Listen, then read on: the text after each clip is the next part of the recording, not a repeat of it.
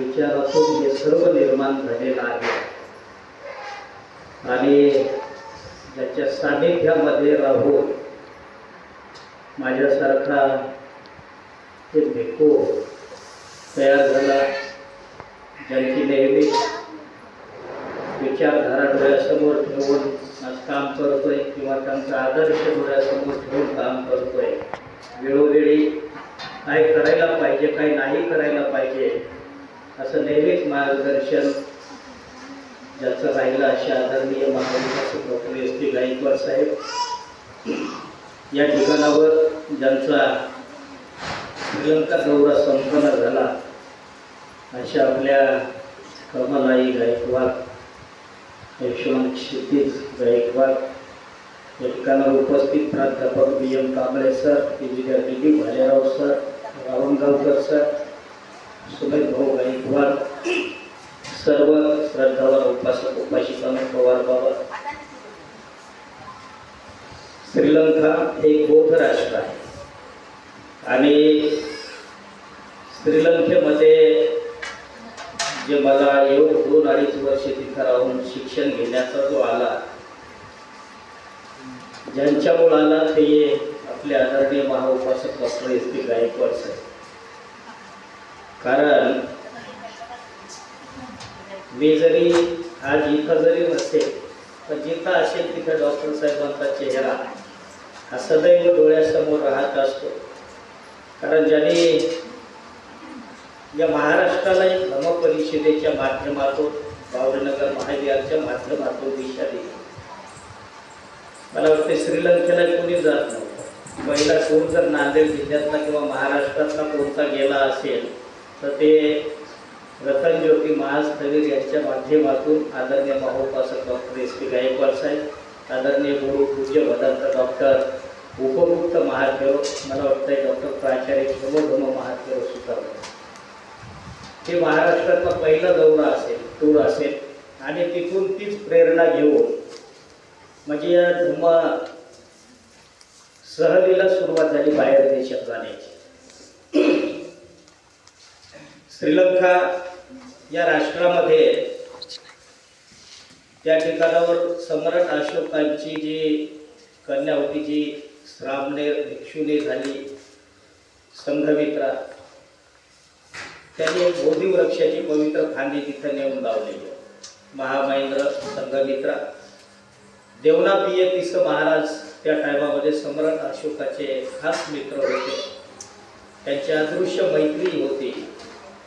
आणि जेव्हा सम्राट अशोक कलिंगचं युद्ध झाल्याच्या नंतर त्याच्या मनामध्ये निराशा उत्पन्न झाली होती, त्याला निद्रानाश झाला होता, झोप लागत नव्हती आणि भिक्षूंच्या जेव्हा तो सानिध्यामध्ये आला तेव्हा त्यांनी धर्माला जाणून घेतलं। मोगलीपुत्र स्थवीर असतील, भंते उपगुप्त असतील, त्यांच्याच परिवारातल्या अजून एक भंतेजी, आणि मग जेव्हा त्यांना धर्म कळाला तर सुखाची झोप कशामुळे आपल्याला लागेल तर एकमेव बुद्धाचा धर्म आहे। आणि मग त्यांनी सर्व काही त्यागलं, सैन्य बरखास्त केलं होतं, पण बुद्ध धर्मसंघाला शरण आला आणि सुखी जीवन जगू लागला। चंड अशोक हा धम्म अशोक झाला आणि त्यानंतर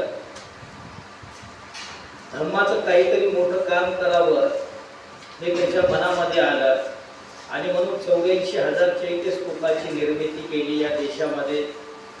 त्याच्यानंतर श्रीलंका देशामध्ये आपला पुत्र महामहेंद्र, आपली पुत्री संघमित्रा यांना त्यांनी पाठवलं भिक्षू भिक्षुणी म्हणून, त्यांच्यासोबत काही भंतेजी दिले। देश विदेशामध्ये जे प्रचार प्रसार झाला त्यामध्ये सम्राट अशोकाचं एक महान योगदान आहे आणि ती शाखा अनुराधपूरच्या त्या पवित्र भूमीमध्ये फार मोठा प्रोग्राम घेऊन देवनापिय तिस महाराजांनी त्या ठिकाणावर ती शाखा लावली। आजही सोन्याचे खांब खालून लावलेले आहेत, ते आपण म्हणजे निश्चित बघितलंय। पवित्र बुद्धाचा दंत धातू तिथं कॅन्टीमध्ये आहे, तेही दर्शन तुम्हाला तिथं झालं।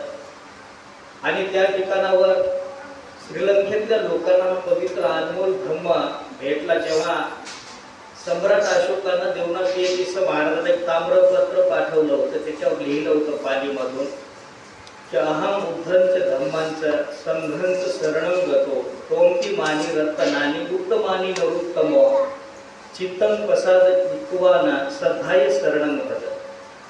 त्यामध्ये लिहिलं होतं की हे माझ्या कल्याण मित्रा, मी आता बुद्ध धम्म संघ या 3 रत्नाची शरण ग्रहण केली आहे. मी सुखी झालो आहे, माझी प्रजा सुखी होत आहे.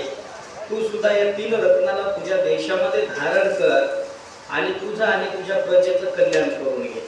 हे असे अनमोल रत्न आहे. तर तेव्हा देवनाथ येतीस महाराजांना कळवताना सांगितले की लवकर मी या धर्माचे दूत तुझ्या देशामध्ये पाठवत आहे, त्यांची तू काळजी घे. आणि संघमित्रा महामहेंद्र आणि काही भंतेजींना भिक्षूंना पाठवलं आणि तिथं धर्माचा प्रसार फार मोठ्या प्रमाणात झाला. श्रीलंका देशामध्ये चौकात बुद्धाच्या मूर्त्या पाहायला मिळतात.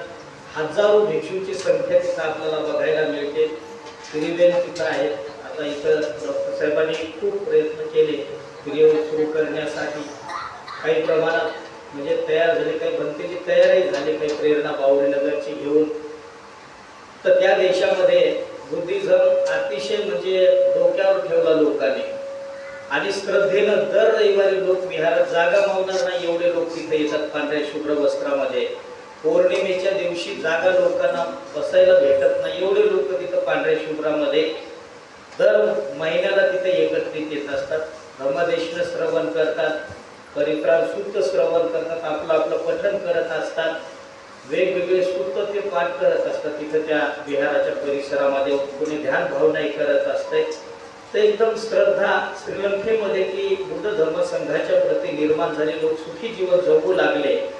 आणि म्हणून हे धर्म आम्हाला 3 रत्न कुणामुळे मिळाले, तर हे आम्हाला सम्राट अशोकामुळे मिळालेले. म्हणून सम्राट अशोकावर त्यांची एक श्रद्धा आहे. संघमित्रा महामहेंद्र यांच्यामुळे इथं धर्म कळाला.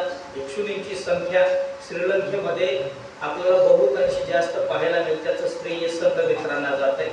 आणि दरवर्षी म्हणजे ज्येष्ठ पौर्णिमेला त्या ठिकाणावर संघमित्र आणि महामहेंद्र आपण जशी बाबासाहेबांची जयंती इथं काढत असतो तसं गाड्यावर म्हणा जे वाहन जाईल त्या वाहनावर संघमित्राचा एक पुतळा आणि महामहेंद्रांचा पुतळा ते त्या गाड्यावर सजवून मिरवणूक काढत असतात तर वर्षाच्या म्हणजे ज्येष्ठ पौर्णिमेला. आणि ते महामहेंद्रांना प्रतिबुद्ध समजत असतात. म्हणजे ही आमच्यासाठी बुद्धच आहे की यांच्यामुळे आम्हाला हे धर्म कळाला एवढा पवित्र. म्हणून त्या ठिकाणावर ते महामहेंद्रांना प्रतिबुद्ध समजत असतात. मोठ्या प्रमाणामध्ये धर्माचा प्रचार आणि प्रसार श्रीलंकेमध्ये झालेला आहे. खूप श्रद्धा त्या ठिकाणावर आहे. दर शनिवारी विहारामध्ये 28 बुद्धांची पूजा सेपरेट होत असते. म्हणजे प्रत्येक उपासक उपासिका शनिवारी सुद्धा तिथं बुद्धाच्या पुढे दिवे लावणं असेल, 28 परितन गाथा घेणं असेल, बुद्ध पूजा ते दर शनिवारी 28 बुद्धांची करत असतात. 28 बुद्धांच्या मूर्त्या जागोजाग आपल्याला बरेच ठिकाणावर पाहायला मिळत असतात. तिथं गर्भधारणा झालेल्या काही महिला भगिनी असतात तर त्यांच्यासाठी सुद्धा म्हणजे ते शनिवारी तिथं बऱ्याचशा येत असतात. आणि अंगुलीमाल सूक्त परित्राण सूक्त श्रद्धायुक्त चित्ताने त्या ठिकाणावर श्रवण करतात. भिक्षूंना भोजनदान असेल काही दान असेल ते दान देऊन म्हणजे ते सुद्धा बालपणापासून बाल गर्भात असेल तेव्हापासून हे वचन त्या बाळाच्या कानावर पडावे म्हणजे एवढी श्रद्धा त्या श्रीलंकामधील उपासक उपासिकांची तिथं आपल्याला बघायला मिळते. अनेक विहारांमध्ये आता भव्य मूर्त्या तयार झालेल्या आहेत. वेगवेगळ्या बुद्धांच्या मूर्त्या तिथं मला वाटते श्रीलंके एवढ्या मूर्त्या आपल्याला कुठं पाहायला मिळणार तेवढ्या मूर्त्या तिथं श्रीलंकेमध्ये तयार केलेल्या आहेत. विहारांमध्ये सकाळ संध्याकाळ तिथं कंपल्सरी वंदना होत असते. म्हणजे एकही दिवस चुकत नसेल तर रोज तिथं प्रत्येक विहारांमध्ये वंदना होते. सकाळी 5 वाजता जसं इथं तो आपल्याकडे मस्जिदवरच्या भोंग्यांचा आवाज येतो तिथं बरोबर 4-5च्या दरम्यान सगळ्या विहारांमधून एकदा त्रिरत्नाची वंदना सगळी म्हणजे पूर्ण ऐकायला मिळत असते. म्हणजे एवढं परिशुद्ध वातावरण पवित्र वातावरण धर्माच्या बाबतीमध्ये श्रीलंकेमध्ये बघायला मिळते, अनुभवायला मिळते. काही भूतकाळामधल्या जर गोष्टी पाहिल्या तर 2009 मध्ये माझी उपसंपदा झाली आणि ती उपसंपदा डॉक्टर साहेबांच्या म्हणजे विशेष उपस्थितीमध्ये झाली. उपयुक्त भंतेजी असतील, दोन महत्वपूर्ण व्यक्ती आज आपल्यामध्ये नाहीत, त्यांची आठवण होते. पूज्य भदंत जीवरत्न महादेव आणि आदरणीय डॉक्टर V.K. भालेराव साहेब, कारण त्यांचंही स्मरण, त्यांची आठवण म्हणजे कायम सदैव आहे. 2009ला उपसंपदा झाली, त्या ठिकाणावर आई सुद्धा होते, कमल आई. त्या उपसंपदा सोहळ्यात 230 उपासिका तिथं होते. तर ते एक म्हणजे सोहळा अतिशय चांगला झाला. जी काही प्रेरणा आहे, जे काही आज करतोय, ती प्रेरणा म्हणजे आदरणीय महाउपासक डॉक्टर S.P. गायकवाड त्यांच्यामुळंच म्हणजे एक दिशा भेटली, काय करायचं काय नाही. ती छोटी गाडी घ्यायच्या मागे दावडलंच असताना एक विचार केला होता. डॉक्टर साहेब म्हणाले, छोटी घेऊन काय करणार आहेत म्हणजे, घेतली तर 10 लोक त्याच्यामध्ये बसले पाहिजे. जे काही निर्माण मोठं होत आहे ते विचार पटकन डोळ्यासमोर डॉक्टर साहेबांचा येतो की नाही हे करायचं तर असं करायचं. ते एक म्हणजे आदर्श महाउपासक डॉक्टर S.P. गायकवाड साहेब, त्यांचा सहवास लाभणं, मी म्हणतो जे पुण्यवान असतील त्या लोकांना त्याचा सहवास लाभला. माणसाची किंमत त्यांच्या हयातीत होत नाही, पण आज बाबासाहेबांना जे डोक्यावर जे लोक घेत आहेत त्याचं कारण बाबासाहेबांच्या नंतरच म्हणजे लोकांनी आज सगळ्या भारतातले लोक बाबासाहेबांना शिवतात, जिवंतपणे द्वेष केला, परंतु आज जे नाही ते म्हणजे बाबासाहेबांचं नाव घेत आहे. डॉक्टर साहेबांचं काम एवढं उत्तुंग आहे. या भारतामध्ये मला वाटते धर्माच्या बाबतीमध्ये बाबासाहेब आंबेडकरांच्या नंतर, विपश्यना आचार्य गोविंद बोधींच्या नंतर जर कुणाचं काम असेल तर आदरणीय महाउपासक डॉक्टर S.P. गायकवाड साहेबांचं काम. परंतु याची जाणीव फार मोजक्या लोकांना होईल. जे धर्मामध्ये आहेत किंवा भिक्खू संघ आहेत यांना माहीत आहे डॉक्टर गायकवाड साहेबांचं किती मोठं काम आहे. त्या माळरानामध्ये जेव्हा 2006ला माझी दीक्षा झाली होती साहेबांसोबत, म्हणजे त्याही टायमामध्ये जेव्हा फिरत होतो, पाहत होतो तर तिथं काट्या कुट्यांचा रस्ता होता, पाऊल वाटही बरोबर नव्हती, व्यवस्थित नव्हती. पण आज तिथं आपण पाहतोय अजिंठ्याला 76 एकर जमीन घेतलेली आहे. त्याच्यानंतर तिथं बुद्धाची 32 फुटाची मूर्ती त्या ठिकाणावर निर्माण झालेली आहे. एवढा सुंदर परिसर तिथं होत चाललेला आहे. म्हणजे आतापर्यंत एवढं मोठं काम धर्माच्या बाबतीत कुणीही केलेलं नाही. अनेक लोक जन्माला आले, छोटं छोटं दान जरी दिलं तर माणसाला लय मोठं वाटतंय, पण डॉक्टर साहेबांचं पूर्ण आयुष्य दान समाजाचं आहे. डॉक्टर साहेबांच्या बाबतीमध्ये म्हणजे आता आपल्या सर्वांना सांगायची गरज नाही.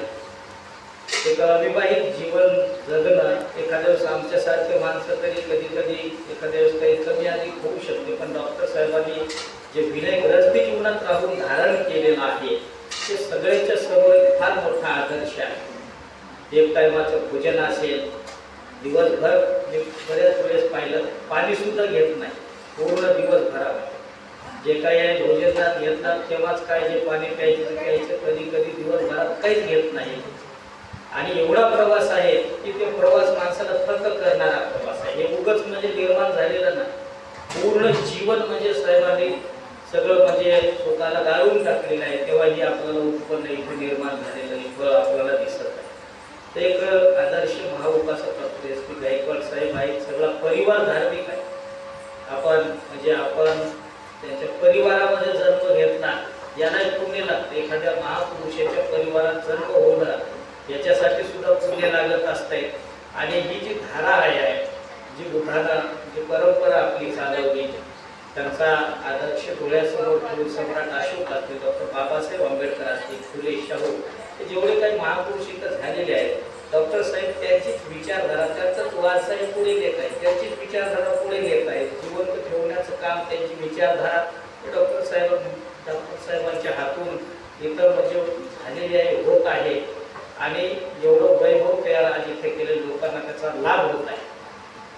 इथं तिथले तरंगच एवढे स्ट्रॉंग आहेत, म्हणजे ही एक ऊर्जा भूमी आहे सगळ्या महाराष्ट्राची, देशाची ऊर्जा भूमी म्हणायला काही हरकत नाही. धर्माच्या बाबतीमध्ये अनेक आणि महाविहार बावरीनगरचा आदर्श डोळ्यासमोर ठेवून आज म्हणजे बऱ्याच गोष्टी निर्माण होत आहेत. एकच नाव ऐकायला मिळत होतं, महाविहार बावरीनगर, दुसरं नाव कधी ऐकायला भेटत नव्हतं. देश विदेशातले भिक्षू इथे येऊन धर्मदेशना देतात, याचं कारण की डॉक्टर साहेबांची जे तरंग आहे ती खूप स्ट्रॉंग आहे. बुद्ध धर्माच्या संघाच्या बाबतीमध्ये बाबासाहेबांच्या विषयीची जी श्रद्धा आहे, जी विश्वास आहे त्यांचा, ते खूप स्ट्रॉंग दृढ असल्यामुळं जगातले भिक्षू साहेबांचा एक शब्दही टाळत नाही. कुठल्याही भरतीला देशातल्या जर साहेबांनी आमंत्रित केलं तर कुठलाही भिक्षू इथे येत असतो आणि असंख्य भिक्षू आपल्या महाराष्ट्रातले देशात इथे येऊन म्हणजे खूप मोठे मोठे भरते इथे येऊन त्यांनी धम्मदेशना दिलेली आहे. तुझे गोयका गुरुजी सुद्धा इथं आले होत्या 88ला पहिल्या धर्म परिषदेला भरत आनंद कौशल्य यांची म्हणजे एक साधारण व्यक्तिमत्व नव्हते जागतिक कीर्तीचे भरते जे इथं आलेले आहेत. त्याचं एकमेव कारण म्हणजे आदरणीय महाउपासक डॉक्टर S.V. गायकवाड साहेब अनेक तरुण भिक्षूंना प्रेरणा आहेत आणि अनेक भिक्षूंना घडवण्याचं काम किंवा त्यांना प्रत्येक परिषदेमध्ये धर्मदेशना देण्यासाठी त्यांना बोलकर करण्याचं कामही डॉक्टर साहेबांनी केलेलं आहे. तसेच याची थाप नेहमीच डॉक्टर साहेबांची पाठीवर राहिल्यामुळं आज माझ्यासारखे बरेचसे भरती घडले आहेत. मी या ठिकाणावर अधिकचा उपदेश न करता मला या स्थितीत ते दोघे श्रीलंके या राष्ट्रामध्ये जाऊन आले. त्या पवित्र भूमीला भेट दिली कारण तिथपर्यंत पोहोचायला पुण्य लागते. ज्याच्याकडे पुण्य आहे ते माणसं पोहोचते किंवा मनात श्रद्धाही पाहिजे तशी की आपल्याला जायचं आहे तिथं. जर माणसाच्या मनात श्रद्धा विश्वास असेल तर निश्चितपणाने आपल्याला त्याचा लाभ होत असतो. आपला परिवार गायकवाड परिवार हा पुण्यवान आहे. नेहमी बुद्ध धर्म संघाच्या सानिध्यात राहणार आहे. बाबासाहेबांच्या विचारधारेमध्ये हा वाहून घेतलेला आपला परिवार आहे. त्याच्यामुळं आज जे काही इथं आपला छोटेखानी कार्यक्रम परंतु यालाही एक ऐतिहासिक महत्त्व आहे. जिथं जिथं डॉक्टर साहेब राहतील तिथला इतिहास निश्चितपणाने होत राहणार आहे. त्यामुळे मी अधिकचा उद्देश न करता या ठिकाणावर आमचं भंतेजी नाही बोलायचं आहे. आमच्यावरती भंतेजी बोलतील, सत्यपाल भंतेजी बोलतील.